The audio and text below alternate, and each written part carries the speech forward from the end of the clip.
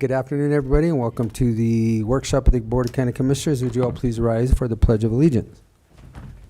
I pledge allegiance to the flag of the United States of America and to the republic for which it stands, one nation, under God, indivisible, with liberty and justice for all. All right, Miss Warren, come on down. Better late than never. Pull a mic up, get it as close as you can, and tell us the revision that you're requesting. On October, I had the 5th, and it should be the 12th. Oh. That's all. I had the wrong That's it? date. Yep, that's it. Okay. You're not taking off one or two? No, No additions? I added 3, but you don't need that. Just kidding. All right, so That's you just it. we're I just had the moving wrong one date. Yeah, I just had the Okay. wrong date. All right. Questions, gentlemen? No. Okay, your 3 minutes are up. Okay. Thank you very Go much. back to payroll. Thank you. All right, now we'll go into department updates. The first update is the assessor. And just so that we can dispel rumors, why don't you go ahead and elaborate on anything that we might need to know? Okay, well, do you want to go over that or what's on the agenda first? You go whatever's on the agenda first. Well, on the agenda first is my contract with Total Assessment Solutions, personal property for oil and gas. Jerry Wisdom's been valuing that for 18 years, as long as I've been in the assessor's office. Yeah. So same contract, same everything, just have to have it for this year. And I know it has to go through to tomorrow, but I can leave my original contract with you guys to have it signed and have that back to me. As far as the rumors, no, property taxes are not doubling or tripling. They are increasing. And that's due to a couple of things. The first increase is the evaluations that happened in 2025, which everyone had their notice of values in May for. Protest period and all that went through. The other reason for an increase is the assessment rate for all of the schools. So what they're calling local government is all the entities minus the schools. Assessment rate is 6.25. Schools is 7.05. So you have all the others, and then you have the school. So you have to pay a different assessment rate on this portion to the school than you do all the other entities. And that is a definite increase in everyone's taxes, not a double or a triple. Okay. But that's something that's been talked about now for several Over years. 2 years. Because the residential assessment rate previously, before they changed all that, instead of the 6.25 now that we pay, it was actually 7.25, correct? Last year was 6.95. 6.95. So that's actually went down. Now, what you have to understand is assessment rate, which your assessment rate could have doubled depending on what you have or you don't have. I would think it would be tough Well, to no, have doubled the it. assessment rate always stays the same. Your assessment I'm sorry, value. the Your assessed assessment value. value. Yeah, the assessed value. And I don't, there were not any of those kinds of values this year at all. So we're pretty steady. I mean, there might be some values changes, but it shouldn't be anything, No doubles and triples for sure. no. Not at all. And the schools are something else, again, that are set by the state, not us. And this assessment rate was also set by the state. It was done completely by the state. And that assessment rate is going to be set every year. Yep. No higher than 7.05, could go lower, but no higher. Okay, And that's just the way it's going to be now. I don't know if that's ever going to go away now. yeah. So if people have questions or comments or anything, they should just contact their state representative? Correct. Yep, if they have concerns about that assessment rate, yes. Okay. Yep, we're just implementing it. We are not responsible for it. Okay. The Anything only else? other things going on in the assessor's office, tax roll has been interesting. Our software system has not been up to par. I started tax roll before we went on break for Christmas. I got error messages. Ellen had to do some updates to be able to receive the tax roll. She did the updates. I was able to finally send it down last Tuesday to her. We have no balancing reports. They've been doing hot patches and hot fixes, and they're not so hot. We got one on Thursday that didn't fix our balancing reports, and we're supposed to maybe get another one this afternoon, but as of now, Ellen and I can't balance the tax roll. So, The only last thing that I want to bring up too is that every odd year for us, we do a revaluation, is that correct? odd year, yes. So in 25 was a reval year, so in 26 that then is on Yep. the books. Correct. Yeah. The only thing Okay. that would change in an individual's value would be if you added or deleted a property or a improvement on your property. That would be the only value changes. Yep. Okay, That's all I anything have. else? All right, very good. Thank you. Thank you, Leslie. You're welcome. And we'll take care of that contract tomorrow. This is the Travis. Okay. Dustin, in the back, buildings, grounds.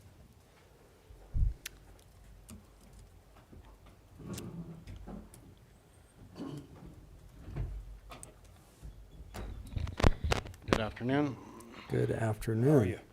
Good, you? We've been, other than the normal moving stuff around, fixing small repairs. We changed filters in all the HVAC. The fire backflows were inspected in the suppression systems also. We had a walkthrough on that communication tower fence up above Dolores at V.6. We have a heater that we're going to replace out at the Pleasant View shop this week sometime. It's supposed to be here today or tomorrow. And then work on the RFP for the parking lots and get that going here pretty quick. Okay. And then, well, I think I did answer your email on the new build. That wasn't actually something that we were gonna plan on this year. It was just the facilities that we have. Okay. Okay? Correct? So the email I sent was related to the parking lots and expanding the parking lot at the courthouse. That was just in the, in that document. We're not planning on On the expanding that. expansion, just fixing what we have. Yeah, Yeah. Okay. other Yeah, than the not, sheriff's. not yet. Okay. Okay? Good. Anything else? I think that's it. All at the right. moment. Oh, we got new janitorial in most of the buildings, so been kind of hashing that out. Takes a couple weeks to get things sorted out, it seems like, so. Okay? That's all going good, though? Yeah, for the most part. Okay. Anything else looking down the future that we need to be aware of or looking at? There's,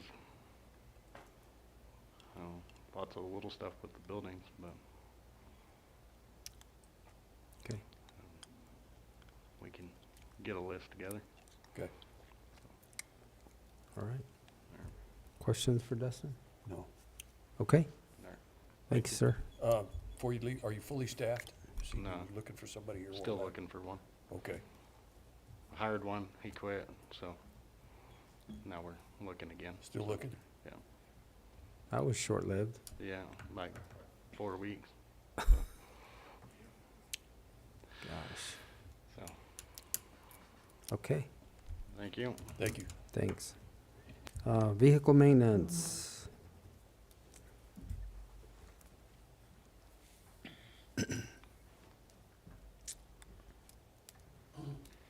Good afternoon. So, county fleet, we're scheduling the preventative maintenance and repairs for all fleet vehicles. We were tasked with removing all the one-step GPS trackers out of all of them, 40 of them. We got those rounded up and shipped out. two of the F-150s that were sold on the Purple Wave auction. The last one left the yard this morning. That's How did we do on that? I forgot. Those were, one sold for 13,500 and the other one sold for 13. wow, pretty good. What Not about too the bad. two, didn't we have some yellow iron in there too? Yeah, that was down at the landfill. I haven't received those invoices yet, so I'm not sure. It might be going to mail. I was just curious, just Yeah, I'm not because sure. I was gonna say, when we listed them, we listed a couple loaders Yeah. Yeah. because Mel requested a loader. I could be wrong, but I think they're running it through January too, correct? I believe so. So we're not gonna know yet. Okay. Oh, I think the okay. bid goes through January. Oh, okay.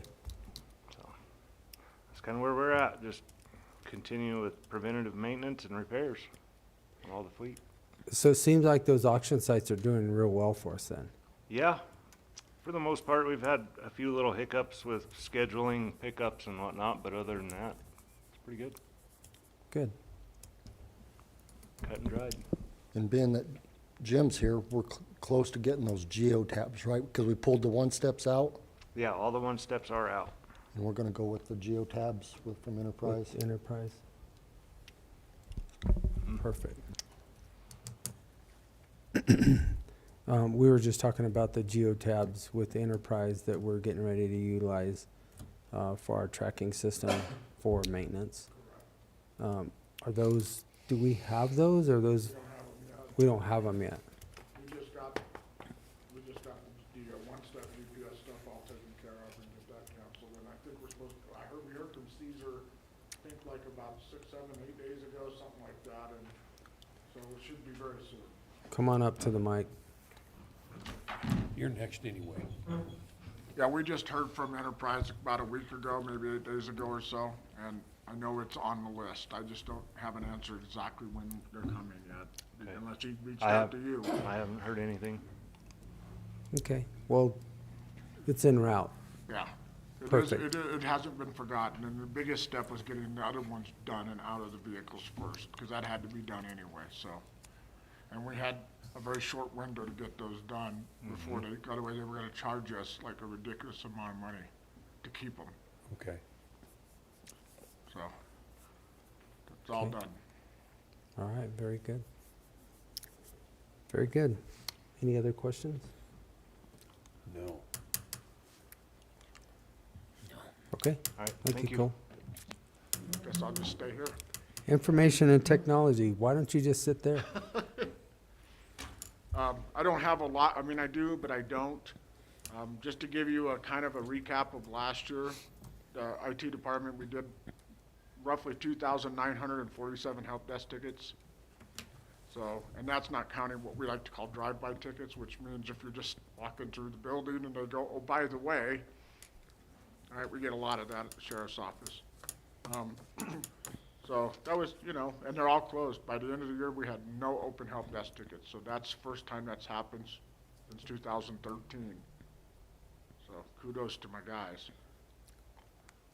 Also the .gov, we talked about this last year. You guys were curious about why we hadn't gone to a .gov and get off the .org. I finally finished all the work that had to be done to make that happen. So in the next probably 90 days or so, we will no longer be on a .org, we'll be on a .gov. And I'm moving us off of Bluehost, which is a ridiculous amount of money, and going to GoDaddy to host it because it's way cheaper. Okay. So that part's done, now we just gotta finish building it. Mostly this year, or this next couple of months anyway, is gonna be spent. As you well know, we're doing a big project with replacing all the door readers, and some cameras are going in the courthouse, et cetera, so we're gonna be pretty busy dealing with that, because 65 I think right around 64, 65 readers have to be replaced, and it's gonna take a while to do them. So that's kind of where we're at down there. So our part-time IT person, I have Well- interviewed one person. It's been out on the website. I gotta wait another, I think, 3 days. And then hopefully we'll see if we get any other applicants. If not, the one that I interviewed looks pretty promising. The hardest part is finding somebody qualified that'll work part-time. And we got really lucky with this one, so got a good resume. And I brought him in last week. We talked to him, the guys met him, talked, asked him questions. Yeah, so could be a good viable candidate. All right. Very good. We have nothing else. Nothing? Thank you. You're very welcome. I got a question, Commissioner, based upon Go our ahead. conversation this morning. So the conversation this morning was about basically cyber attacks. Yes. How many did you guys intercept last year? Per month, per day, something? Well, there's a difference between, you can't always say intercept. It's like, what did we prevent? We all know that last year in March that they got through, but we stopped it before it got out of control. What I can tell you is that our firewall, just the firewall alone, we average about 30 to 60,000 attempts an hour. And I'm not exaggerating that. Probably at least 10,000 try to get into the VPN. It's just algorithms. These AIs, they just run and run and run, and they just look for holes. And then CrowdStrike has probably stopped 20,000 attacks. So constantly, I mean, it's just, you just have to try to stay ahead of it as best you can. And so far, we've been pretty fortunate. So, you know, we've got some tools in place and we're monitoring it really close, and yeah. So that's where we're at on cyber.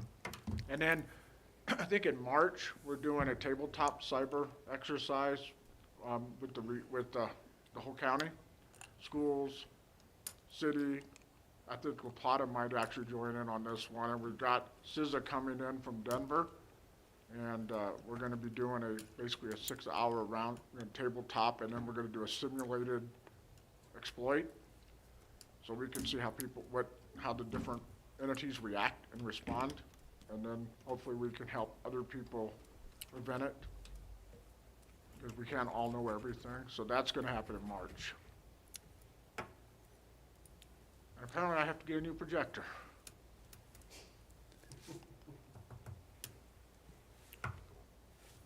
This stuff has been here since 2017. It gets used pretty hard. Wow. It's going in and out.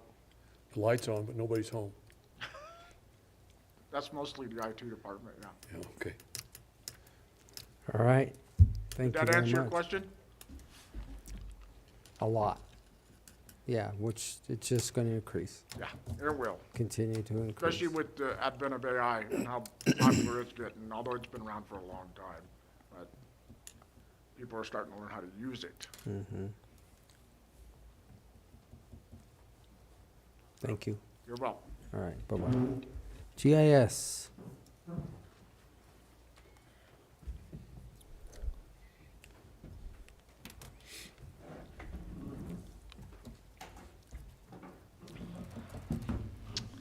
Good afternoon.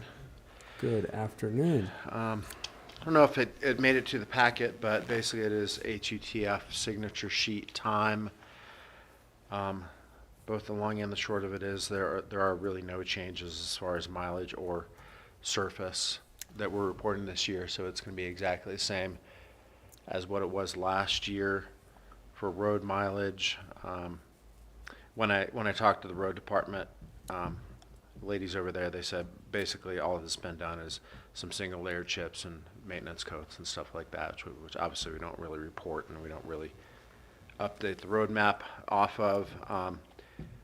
We will be doing a new roadmap in 26 because the last one we did was in 24. So there's going to be about 4 new red roads, and we'll compile some other changes we'll bring to you here later this year.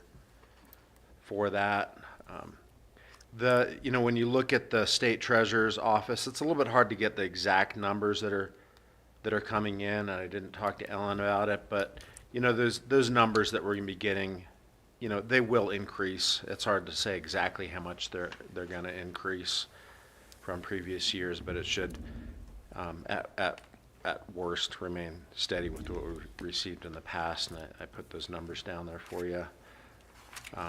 One interesting thing is when you go on the state treasurer's website, they do have a separate amount. I think I included that sheet for you, a separate amount for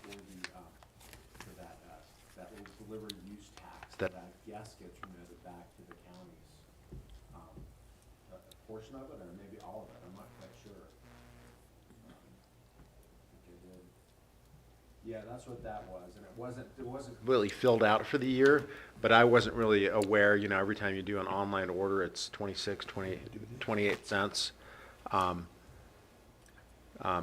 it gets packaged together, so into the funds, you know, whether it's the HUTF funds, the gas tax funds, or I think it's the faster funds, or this all gets packaged together over the treasurer's office. But just as an FYI, that's basically what we got going on there. I'm going to be out tomorrow morning, but I'll have Nolan bring that signature sheet by for you.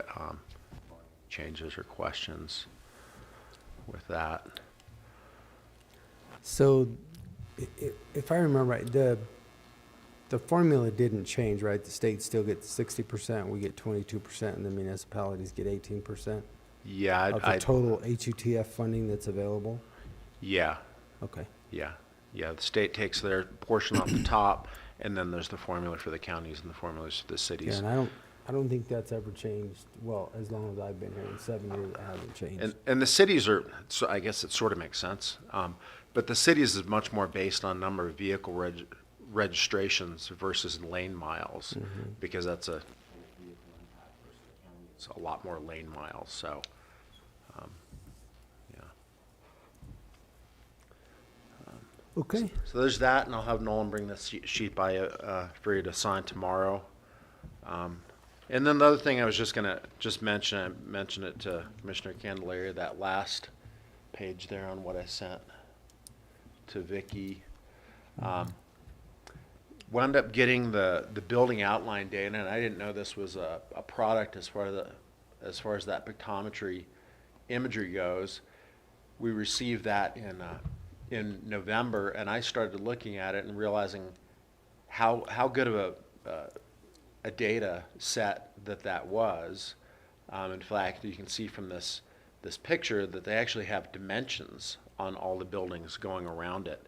So however they generated that, it was a fantastic data set. That said, we do rely on our buildings for, we call it planimetric mapping. You know, we like to segment things into identifying what is a residence, what's a mobile home, what's a commercial, what's an outbuilding. So that building was just outlines. It didn't classify anything. So spent good amount of time, a large amount of time, taking that and merging it with our data set that we had already had for buildings, so that we could take their great data set, classify it with our building types, but then also essentially do a change detection, so that, and I know that's one of the products that pictometry says, you know, next year they'll say, or in a couple of years, whenever they do it again, they'll say, what's changed? Well, essentially we went back in time and said what changed from our existing data set to what pictometry has picked up. And so I highlighted that and added that to the assessor's mapping so that they can quickly see what pictometry picked up that we had not had in the past. And that's an example of those two structures right there. Highlighted in that blue color. So for instance,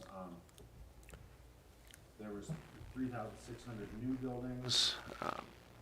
Only 560 of those are greater than 750 square feet, you know, and whether those are portion of residential, portion of garages, just thinking that those might be the higher value buildings that the assessors might want to look at. So it's really a useful thing, because then they can really start to narrow down, you know, have we at least scanned and gone to these properties, analyzed what we need to make sure that's on tax roll. So that's why that building layer is kind of neat. You can start to pick and choose, you know, what's higher priority for the appraisers to be able to go and look at and pick up and complete their inventory. So this would be a good point, I guess I'll bring it up now, that if this building wasn't reported and we didn't know it was on there and it's now caught, your valuation is gonna go up. Therefore, your taxes will go up because it wasn't reported. And what comes to mind is somebody that came in here last year that was upset during our Board of Equalization hearing because his taxes went up, but although the building had been there for 20-some years. And I'm like, you haven't paid taxes for 20 years and we just picked it up? You're cheating the rest of the county.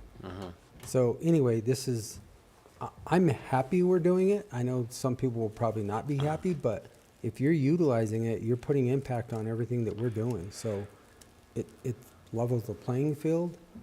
Yep. And we're gonna find it. Yeah. Eventually, we will find it. You know, I'm all on board with it now, looking at the results of what we see. And, you know, another point is sometimes you don't know if a building is a residence or not. And it used to be that you could pick out a building and depending on the roof penetrations they had, you could guess if it was living quarters or not. Well, now a lot of things are going on with heat pumps and various things. You have slim to no roof penetrations. So, so that can be a little tough, but now that they can look at it from the side, they can pick something up, they can pull out their pictometry viewer, look at it from the side and kind of see what's going on there. Where it So- truly is. And I think that they are doing it that way. I've seen a couple accounts come up and you'll see a side pictometry view that they've added it, you know, right from there. So, so it's pretty cool. Good deal. And then I guess lastly, I think we had a pretty good meeting with Empire Electric and Jim Spratlin and Jane Duncan last Friday. There were some questions on our use of Empire Electric's data, which was a pretty timely conversation because while we had not published our Empire Electric's data on our public map that we published that link on our website to, some of that data was getting out there. Some of Empire Electric's data was getting out there because, for instance, it's on the internet, even though we only put it on, say, Jim Spratlin's, the map on Jim Spratlin's phone. It's still being transferred over the internet, so people are finding those links. I don't know how many, but so that came about that some of that data was getting out there. But I think that the positive thing I took away, and Commissioner Lindsay can correct me if I'm wrong, is that possibly Empire Electric would like us to host some of their data that is a generalized data set that would be okay for us to use. And they get a lot of requests from different entities doing different analysis, whether it's WRF or Mancos Watershed folks. And they have to take those requests, but if there's a generalized data set that was available on our servers, then that could be shared out to those folks and they wouldn't have to share a resource from Empire Electric directly. And so whatever they could be shared with us in the future, then that would be okay to post that. I don't know. It was Correct. yeah. I think it's in the end it's a win-win for everybody. I think it's a good thing. Yeah. Because planning and certainly Spratlin do utilize those data sets, and the most we would ever want, including what planning would ever want, is to basically, you know, in an analysis to be able to say, okay, there's an electric line that might be affected, or that there's a survey being done, or and so we need to notify Empire Electric, hey, you need to comment on this, or in Spratlin's case, hey, you know, we have an emergency here, or dispatch's case, hey, we have an emergency here, somebody needs to contact Empire Electric for more information. And that's really all it's going to be on the maps to hopefully clue folks to contact Empire Electric for more information. So, You know, one of the other things that I look at when I looked at this picture with you, you know, one of the things that we don't struggle with, but we fight it all the time, is that people zone their properties as agriculture, and then they're running a commercial business. I mean, I'm not saying this is in this picture we're looking at, but it looks like a shop with a lot of vehicles stored around it that would kind of lead me to believe, until you actually went and looked at it, that you're running a commercial business. And that's one of the complaints that we've all had is like, well, why are they getting an agricultural property assessment when they're actually running a commercial business? So, like I said, technology's out there, and we will eventually find it, and you're going to pay what's your fair share. You can't just keep saying you're running an agricultural facility when you're obviously running a commercial business. It just doesn't work that way. Yep. And the ability to be able to go, we have imagery every 2 to 3 years or something like that. So the ability to say, you know, you can go and you can say, it changed. This is how it Yeah. changed. This is what changed, you know. So it's pretty good. All right. Thank you very much, Doug. Thanks. Questions? Anybody? Okay. All right. Natural resources and weeds. Or noxious. Not obnoxious, just noxious. Just noxious. Emily will deal with the obnoxious. Good afternoon, gentlemen. Good afternoon. Well, I'll start off with the natural resources report. So I've been continuing to participate in the Dolores Watershed Collaborative. The collaborative includes a specialized working group that we've formed over the last 8 months or so. In that working group was focused on unauthorized travel routes, focused on the San Juan National Forest. During this quarter, the group finalized a draft strategic framework to guide the Forest Service prioritization of unauthorized, that would be non-system travel routes, including route closure, decommissioning, or management. And the framework really kind of emphasizes a structured, values-based approach that's supposed to protect wildlife habitat, watersheds, and sensitive resources while trying to maintain some clarity around the legal access. It doesn't reopen the existing travel management plan. It all works within that framework. And it's really intended to inform future Forest Service actions and potential for CFLRP funding. And that funding connection is one of the reasons we're doing that, because there is some money through that CFLP program for route closures and different management activities focused on that type of activity. So the draft framework is scheduled for presentation. Actually, we presented it last week. So anyway, we're continuing to participate in that.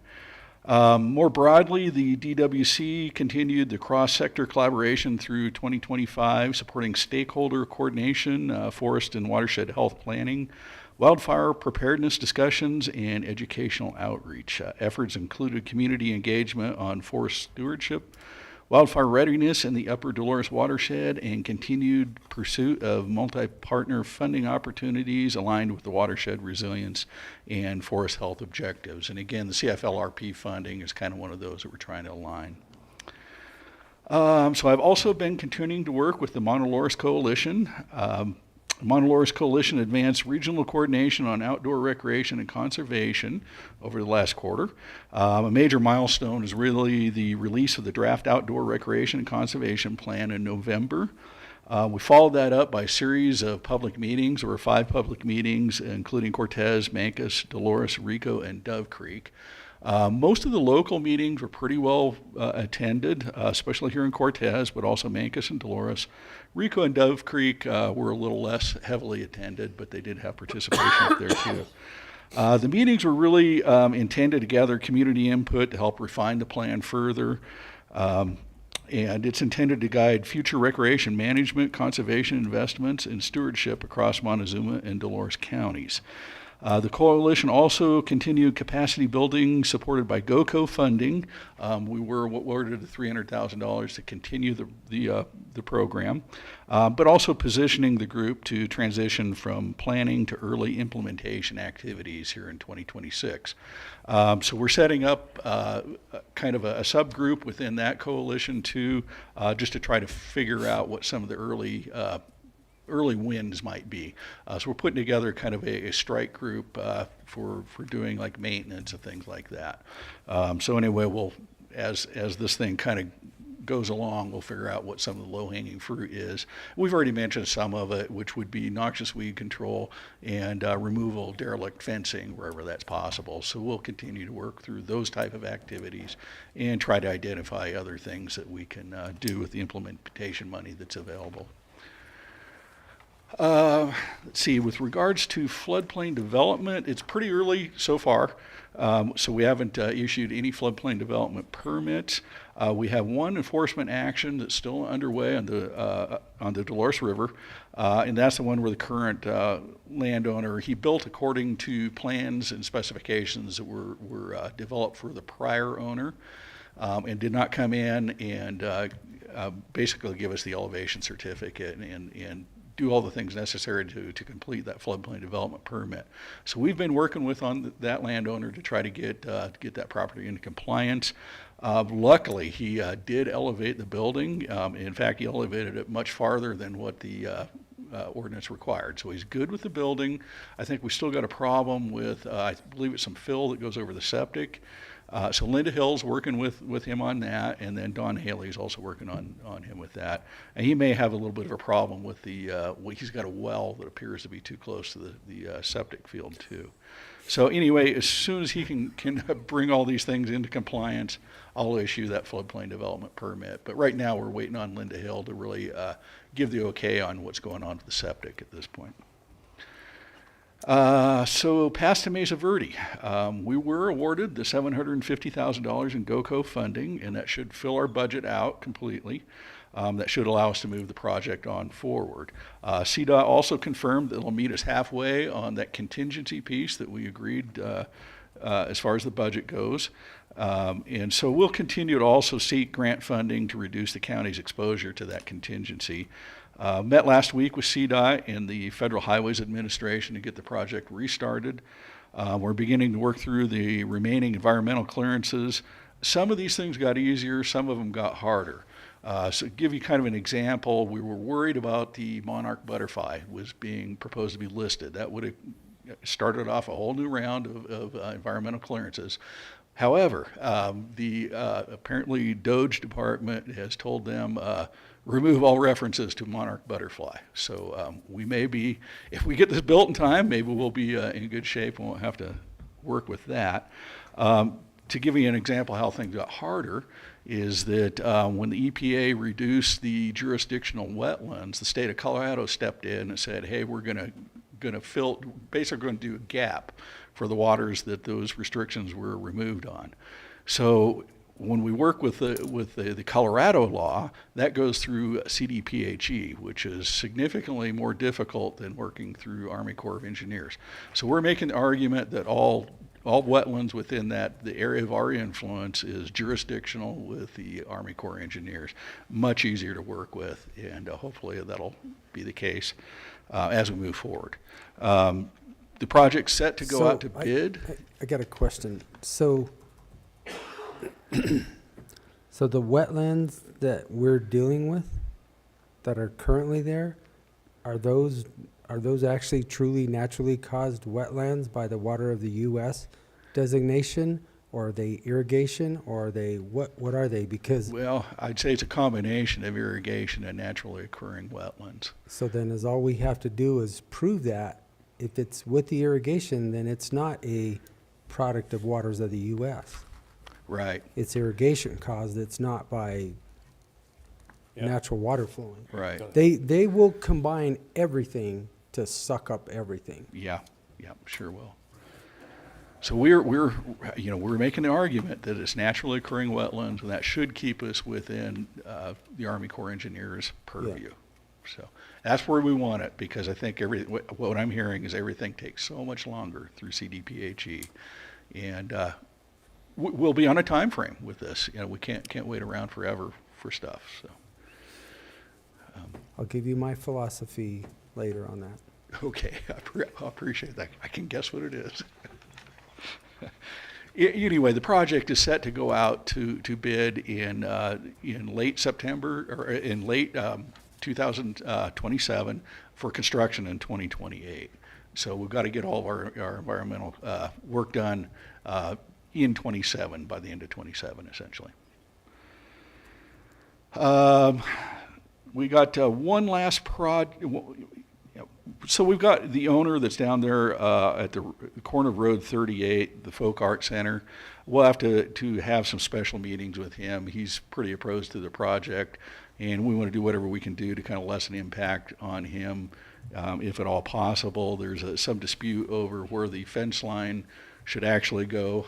So anyway, that is just something we're just going to have to unravel as time goes on. Hopefully we can, and we've already done some major modifications to the design to try to keep it away from that guy as much as possible. Hopefully we've got it in the bag on that, but anyway, this will be something we'll find out as we go forward. So Paso Mesa Verde Segment A, we're very close to finalizing the final plan sets. Deadline is in June. We have to have it done by then. That'll give us nearly a shovel-ready project. It'll be the same as segment C and D. Is that some of the environmental stuff you're just going to have to shelve because if you do it too soon, we'll have to redo it. So we're moving through that. Next steps on that will be to finalize a right-of-way and complete the environmental clearances. We only need a small amount of right-of-way. It's a pretty short stretch through there, but we do have to work through that entire process with the landowners. They may want to be compensated for it. It may be that we get that as a donation. It's too early to tell on that yet.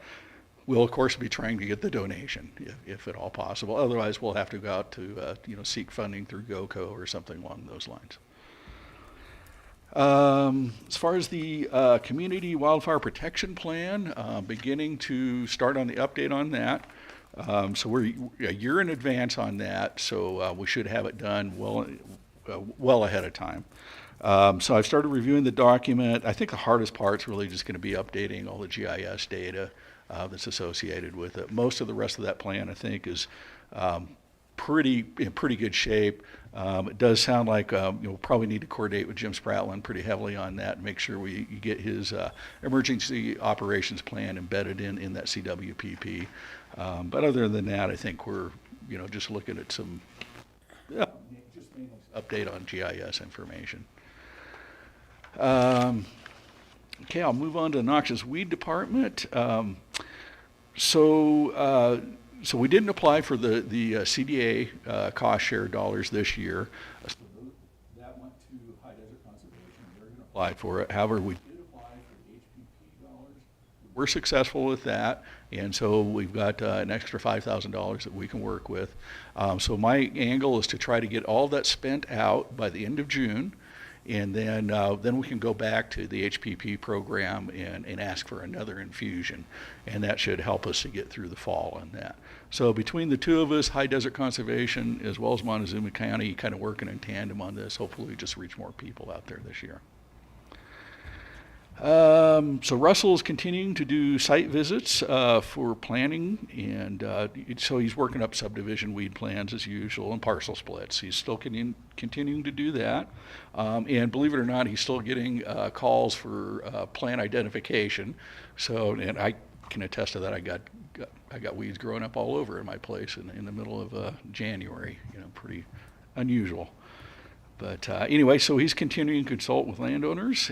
He did attend the winter training program back in November.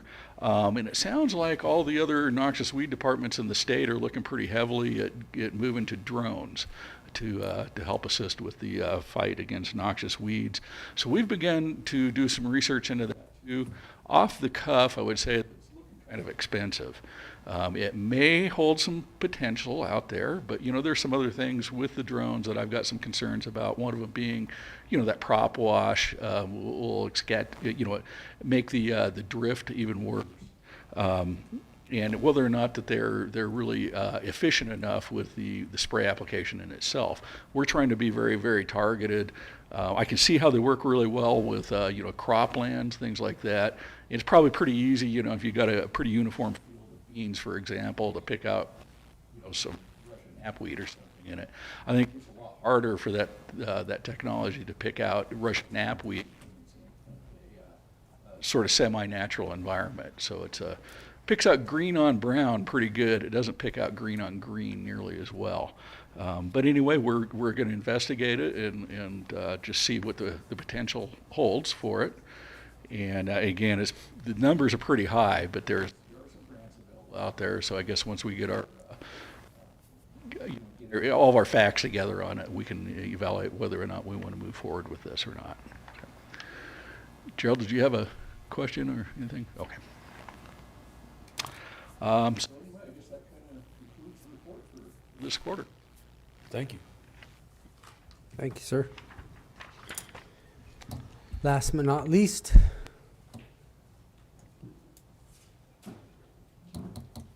extension. Handouts, which is a classic extension thing.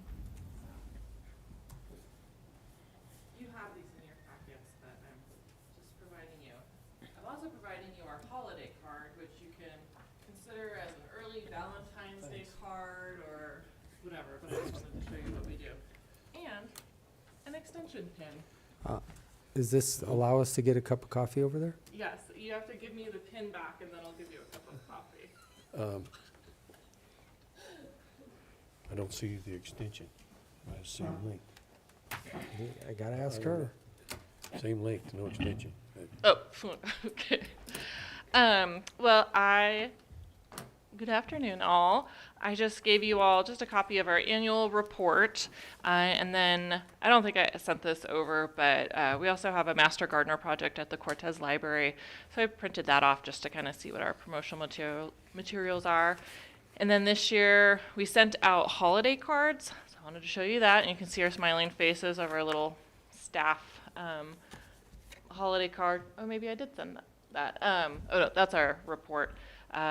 We sent that to buyers, people that we work with Extension, just trying to maintain those community relationships and show them our faces and our office. We've also tried to do things like, we have pins that we can give people so they remember that we are a service that they can call upon. So we try to do this, we do a quarterly report, that's for our advisory committee, and that has worked really well. Then we can put that together, and then we magically have a yearly report that we can share with folks. So you can read that at your leisure. Then I can mention just a few upcoming programs Travis has up there. We have the Beef Cattle Symposium, so that's coming up on the 29th and getting some good interest on that. So we have someone from the Livestock Marketing Information Center coming to talk about, hey, cattle markets, someone from CSU coming to talk about how to use weather, climate prediction information for making management decisions. Dr. Kathy Whitman is coming to talk about a few different things, including like calving and nutritional considerations for cattle. And then bringing Joe Brummer out of retirement, our retired forage specialist. We don't have a replacement one, so we keep bringing him back to kind of talk about some issues with feeding, high nitrate forages, high protein, blending some of those things down to feed locally. So we're excited about that. That'll be at the Yellow Jacket Livestock Auction. And then this Thursday, we're hosting an agritourism workshop. Lene Donahue, our new program assistant, has really been heading this up. So we have a great program, including some staff from the planning department and then the health department, which all those things kind of go together when people are thinking of like direct selling meat, or then if they want to have, say, like a farm stay, thinking of septic systems. So just trying to provide all the information someone might need if they want to add value to their existing ag business. So we're hosting that at the First National Bank in Cortez. Before we get to our advisory committee, thought I would just mention a few notes from Miss Tierney, who, by the way, is going into her 4th year as the extension specialist.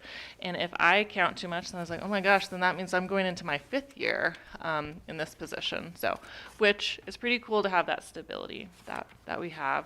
And Tierney does continue to grow the 4-H program. So she has 27 clover buds this year. So those are the kiddos younger than 8. So that's 3 more than last year.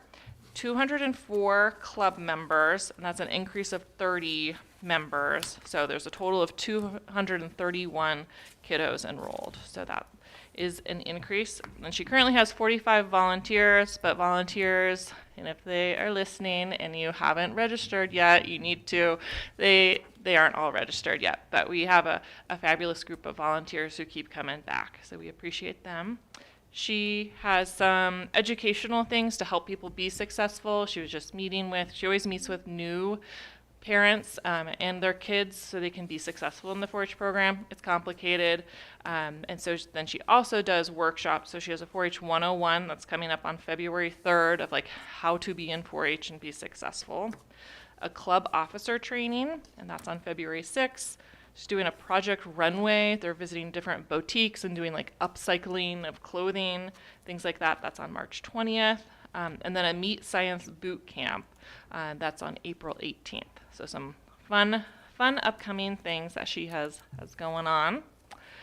Then why we're here today is our advisory committee, which I think I forgot to put a picture, but we honored, because we updated our bylaws a few years ago, and so we kind of have term limits so it's 3-year term, and you can do 2 terms, and then you have to take a year off before you come back. So just providing space for, new ideas, different people to be on that board. We also had people who had been on there and were like, they felt like they couldn't leave, right? And so one of those was Don Bain, who he had been on that for countless years, and so we honored him at our last meeting. And so that's one of the positions that opened, but I just wanted to mention that. Thank Don publicly for all of his support of our program.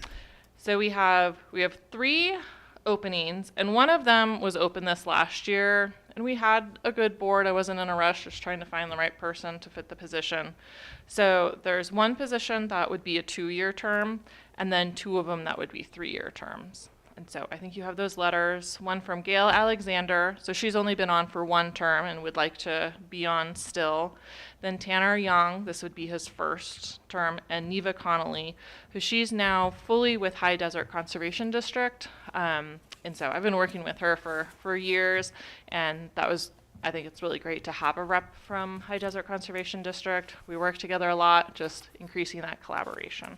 So those are the proposed letters, and I guess you don't make any decisions today, but you'll be talking about that tomorrow. Do you have any questions on any of it? I don't. I mean, I read them all. Okay. Not like we have 20 candidates for one position. No, you don't. But I think they would all be lovely. So, we would appreciate all of their support on that committee. So. Yeah, I think looking at the letters, and obviously, I think we know them all. Yeah. Mm-hmm. I think it will help you serve on your advisory board. Yeah. Mm-hmm.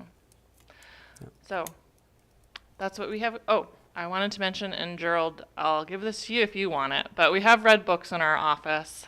So I'll have those at the Beef Symposium, and for folks, that's just a service that we have if anybody wants one of those. So. What's a red book? It's for record keeping for beef Keep your producers. calving record. Oh. What have you been doing? Well, how come it's not green like everything else CSU, Colorado State University Rams is all Colorado about? Beef- Then they'd have to that's call beef- it the Green Book. National Yeah. Beef Association. Because it's Oh. red, but it's not a CSU thing, so it's cattlemen's. Gotcha. Okay. That's Do you want it? Yes. Okay. I come bearing lots of gifts. Yeah. And if anybody else wants one, I didn't think anybody else needed one, so I only brought one. But And just to reiterate, a big thank you to Don Bain for all the years of his participation and contributions. yes. What a guy. What a guy. Yes. Thank you, Ken. Thank you, Don. Yeah. Okay. Thank you, Don. Appreciate it. Well, Not thank that- you all. Not that he tunes in or anything. No, I don't think he's on YouTube, that's No. for sure. Thank you, Emily. And with that, we have come to the end of our agenda. This workshop is adjourned. Thank you all. you.